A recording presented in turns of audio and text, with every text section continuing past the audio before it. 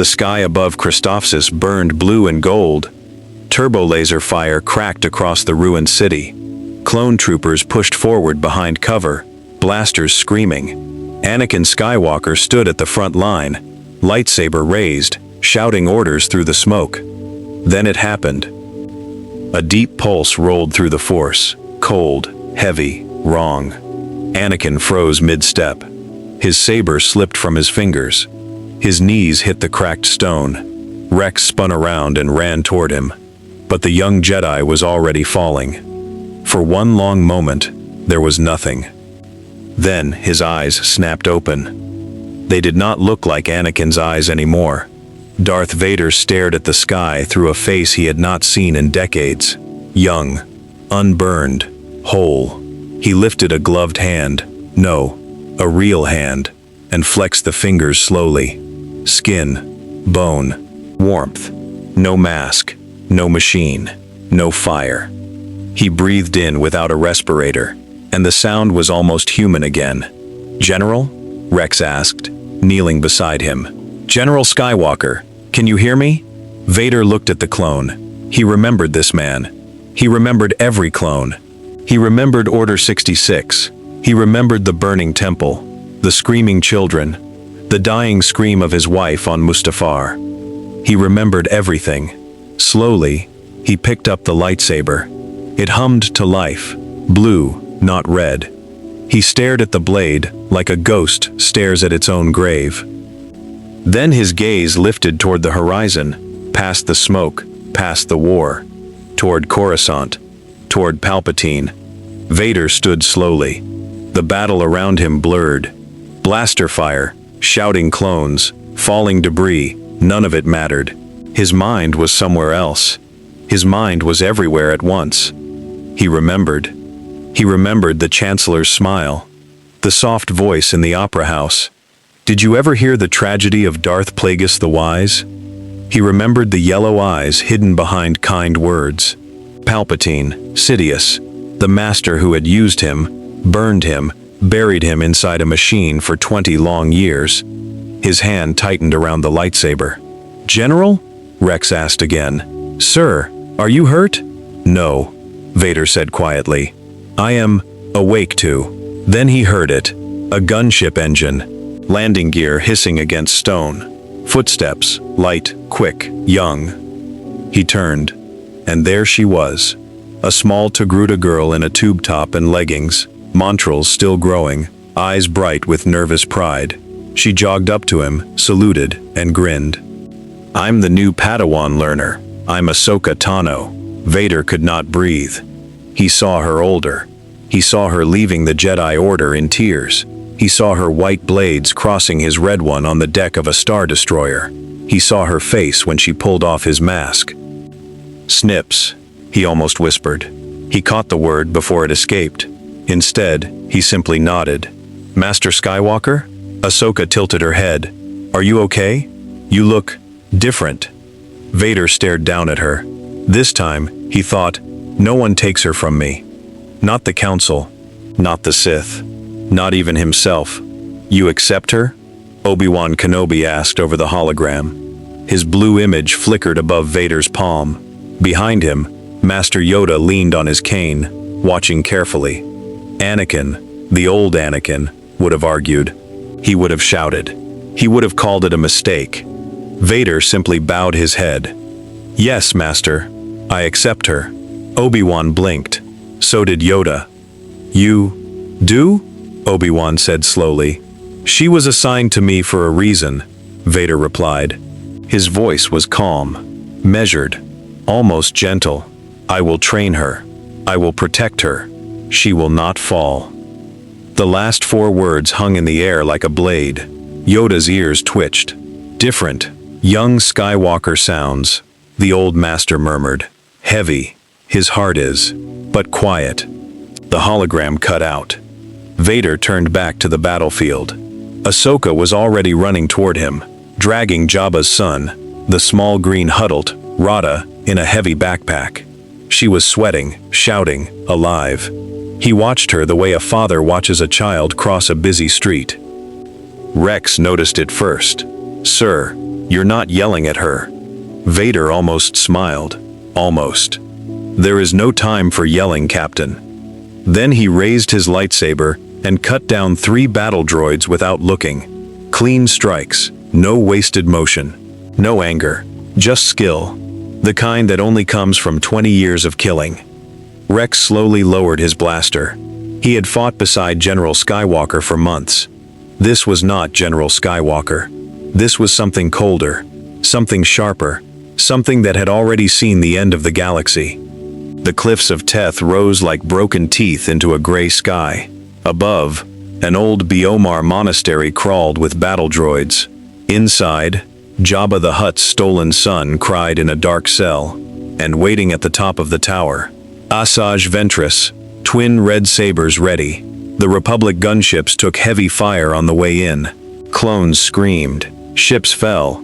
Vader did not flinch. "Rex," he said quietly, "hold the line at the base. Do not follow me up." "Sir, protocol says..." "Hold the line." Rex closed his mouth and nodded. Vader jumped. Not climbed. Jumped. He soared up the cliffside in 3 long force leaps, lightsaber already burning. The first wave of droids never even fired. He cut through them like wheat. Heads, arms, torsos, sparks and metal rained down the rock face. Ahsoka scrambled up behind him, wide-eyed. "Master, wait for me. Stay close," he said. "Do not stop moving." Inside the monastery, super battle droids opened fire from every hallway. Vader walked straight into the storm. Blaster bolts bent around him, deflected without a glance. His saber moved in patterns Ahsoka had never seen. Old patterns, Sith patterns, hidden inside a Jedi form. He reached the cell. He cut the door open. He lifted little Rada gently, almost tenderly, and passed the huddle to Ahsoka. "Guard him with your life," he whispered. Then Ventress dropped from the ceiling. 2 red blades met 1 blue. Sparks lit her pale face. She grinned, until she looked into his eyes. Her grin died. The jungle world of Felucia burned. Obi-Wan Kenobi stood at the edge of a smoking clearing, his blue saber humming low at his side. Ash drifted through the air like snow. Around him lay the bodies of separatist droids, and something worse. Clone troopers, their own men, cut down by mistake, or by rage. Obi-Wan's chest tightened. He turned slowly, eyes finding the figure at the center of the carnage. Anakin. His brother stood breathing hard, blade still ignited, its blue light flickering like a heartbeat. His face was calm, too calm. "Anakin," Obi-Wan said softly, "what happened here?" Anakin didn't look at him. They hesitated. "I didn't."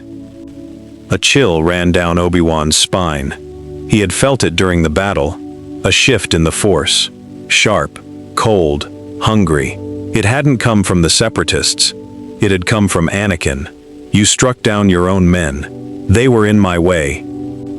Obi-Wan stepped closer, voice steady. "That is not the Jedi way." Anakin finally turned. His eyes weren't angry. They were empty. "Maybe the Jedi way is why we keep losing." Silence fell between them, heavier than any battlefield. Hours later, aboard the cruiser Negotiator, Obi-Wan knelt before the flickering holograms of the Jedi Council. Mace Windu's jaw was tight. Yoda's ears drooped low. "Certain of this, are you?" Yoda asked. Obi-Wan hesitated. The Force around him, it has changed. There is no light in his strikes anymore. Only hunger. Mace's voice dropped. "Then a darkness walks beside us, and it wears the face of the Chosen One." Yoda closed his eyes. Watched. He must be. But careful. We must be. For shadows strike first. They do. Coruscant glittered outside the tall windows of the Chancellor's office. Speeders raced across the endless skyline. But inside the room, the air was cold. Chancellor Palpatine sat behind his desk, robes neatly folded, a small smile on his lips. He had been waiting. The doors slid open. Anakin Skywalker stepped inside, slowly, silently. He wore no armor, no cloak, just the black tunic of a Jedi general. But something about him was wrong. Palpatine's smile didn't move. "Ah, my boy. Come in, sit." Anakin didn't sit. He walked to the center of the room and stopped. His blue eyes locked onto the old man's yellow-tinted gaze. And then, he smiled. It was not a warm smile. Palpatine felt it, a shiver at the edge of the Force. Sharp, focused, aimed, like a blade already pressed to his throat. "You've been busy, my young apprentice," Palpatine said carefully. "Whispers reach me. The Council fears you." "They should," Anakin said quietly, "but not as much as you should." Palpatine's fingers curled slowly on the desk. For the first time in a very long time, he was not in control of the room. "You forget your place, Anakin." "No," Anakin answered. His voice was calm, steady, almost gentle. "I finally remember it." He stepped closer. The lights in the office flickered. "You made me a weapon, Master. You sharpened me. You fed me anger. You told me the Jedi were blind." His head tilted. "You were right, but so were they. About you." Palpatine's smile finally cracked. "For 30 years you hunted the galaxy," Anakin whispered. "Now the galaxy sends me to hunt you." Anakin did not strike Palpatine down. He did something the Sith never expected. He let the old man live. Because a dead emperor becomes a martyr. A hunted emperor becomes prey. Within hours, Anakin was on Sereno. Count Dooku received him in the great hall of his castle, saber ready, eyes narrow. "You dare come here, Skywalker." "I come with a gift," Anakin said. He tossed a small hollow disc onto the marble floor. "The truth about your master." Dooku hesitated, then activated it. The recording played. Palpatine's voice, cold, calm, speaking of Dooku as a temporary pawn, a stepping stone, a tool to be replaced by Anakin himself. The Count's hand trembled. His pride, his ancient, noble pride, cracked like glass. "That serpent. He used us both," Anakin whispered. "Help me end him, and the Sith die with him." Dooku's red blade ignited. Not against Anakin, but for him. The next day, the Galactic Senate froze in shock. Anakin Skywalker, war hero, stood at the central podium. Behind him, Count Dooku, the enemy of the Republic, stood in silence. Anakin raised the hollow. Palpatine's true voice filled the chamber. Plans of war, names of clones. Order 66, the Jedi Purge. Gasps. Screams. Padme Amidala rose to her feet, eyes wide. Palpatine's chair sat empty. He had fled Coruscant in the night. The galaxy tilted. Bounty hunters, dark acolytes, inquisitors, and secret Sith cults all turned on one another. Some hunted Palpatine, some served him still.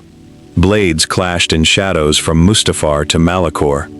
The rule of two shattered into 1,000 knives. The war ended on a quiet morning.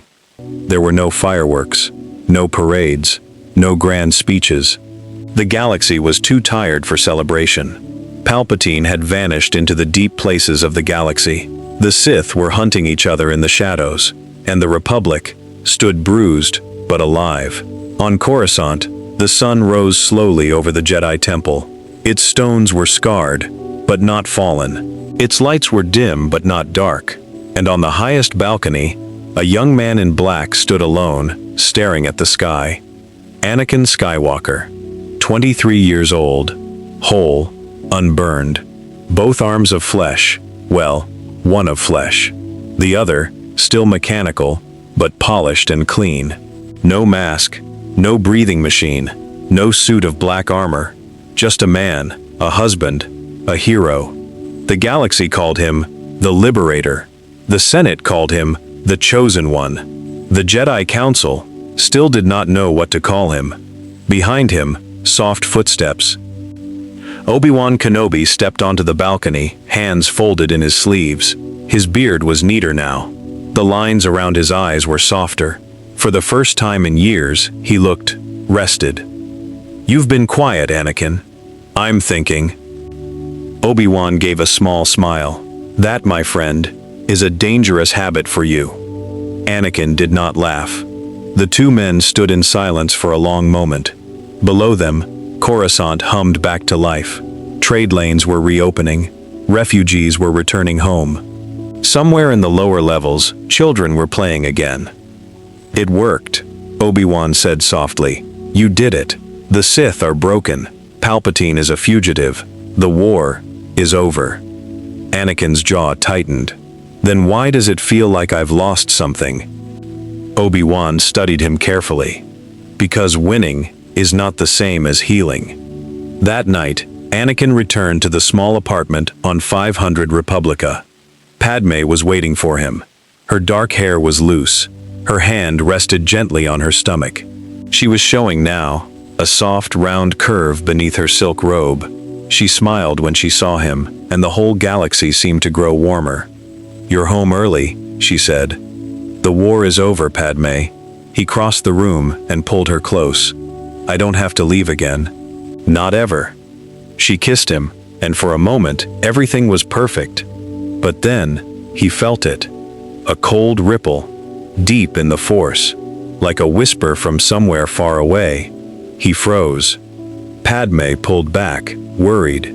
Ani? "What is it?" He forced a smile. "Nothing. Just tired." But it was not nothing. Because deep inside the Force, a voice, quiet, distant, almost gentle, was calling his name. And it sounded like a child. He did not sleep that night. At the third hour of the Coruscant morning, Anakin walked alone through the empty halls of the Jedi Temple. His boots echoed on the stone. He passed the training rooms, the meditation chambers, the library. And then he stopped in front of a tall mirror in the room of 1,000 fountains. He stared at his reflection. Young, strong, whole, victorious. The man in the mirror was everything he had ever dreamed of becoming. Anakin Skywalker, the hero, the husband, the soon-to-be father. And yet, the man in the mirror looked afraid. "What are you hiding from me?" Anakin whispered. The Force answered. It came like a wave, silent, cold, and endless. Visions crashed into his mind. He saw fire. He saw a black mask. He saw a burning world of lava. He saw himself, taller, wrapped in dark armor, breathing through a machine. And then, he saw a boy. A boy with sandy hair and blue eyes, standing in a desert, looking up at two suns. The boy turned and looked straight at him and smiled. "Father." Anakin staggered backward. The mirror cracked from edge to edge, a spider web of broken glass. His breath came fast. His heart pounded. The boy's name came to him without being spoken. Luke. He didn't know how he knew it, but he knew. His son who had never been born. His son who would never be born, because the future had changed. Anakin ran. He ran through the corridors of the temple until he reached the meditation chamber of Grand Master Yoda. The little green Jedi sat on his cushion, eyes already open. He had been waiting. "Troubled you are," Yoda said quietly. Anakin dropped to his knees. His voice shook. "Master, I saw something. In the Force." A vision. Yes. Felt it. I did. There was a boy, my son, sandy hair, blue eyes. He called me Father. Anakin's hands trembled. But Padme is not carrying a boy. The Medroids say twins, a boy and a girl. But this boy, I don't feel him. Not anymore. It's like he is fading. Yoda closed his eyes. He was silent for a long time. "A future that was. You saw," Yoda finally said. "A path, once written, changed now, it is." "What does that mean?" Yoda opened his eyes, and they were sad, deeply sad. "In the future that was. Fall to darkness, you did. Suffer, you did. Burn, you did. But born, your son was. Strong in the Force, he was. Save you. One day, he would. Yoda paused. In this future, saved, you were. Whole, you remain. But born, he may not be. Anakin felt the floor drop out from beneath him. Why? Different. The path is now. Different. The mother's health. Different. The birth. Different. The soul that comes. Yoda's ears drooped. One child, perhaps. Perhaps two. But the boy of the desert, the boy who called you father, the same, he may not be. Anakin's voice broke. So by saving her, I lose him? Yoda did not answer. He did not need to. Anakin sat in the dark for hours. He thought about the boy, the desert, the two sons. He didn't remember the future that Yoda spoke of. He didn't know the man in the black mask. He didn't know the fire, or the lava, or the years of pain. But he knew, somehow, that the boy had loved him, even after everything, even after the mask, even after the darkness. I know there is still good in you, Father. The words came from nowhere, and everywhere. A voice he had never heard, saying words that had never been spoken, and yet, they were real. They had been real. In another life, in another timeline. His son had believed in him when no one else did. And now, that son might never exist. Anakin closed his eyes. Tears rolled down his cheeks. The first tears he had cried in years. I'm sorry, Luke, he whispered to the empty room. I'm so sorry. The next morning, he returned to Padme. She was in the garden of their apartment, watering the small Naboo flowers she had brought from home. She looked up and smiled when she saw him, the same warm, bright smile that had saved his life 100 times. You've been gone all night, she said gently. Are you all right? Anakin walked to her. He placed a hand softly on her stomach. He closed his eyes, and he reached out with the Force. He felt two lives inside her, two small, glowing sparks. One was strong, fierce, sharp. A little girl, bright and stubborn like her mother, Leia. The other was quieter, softer.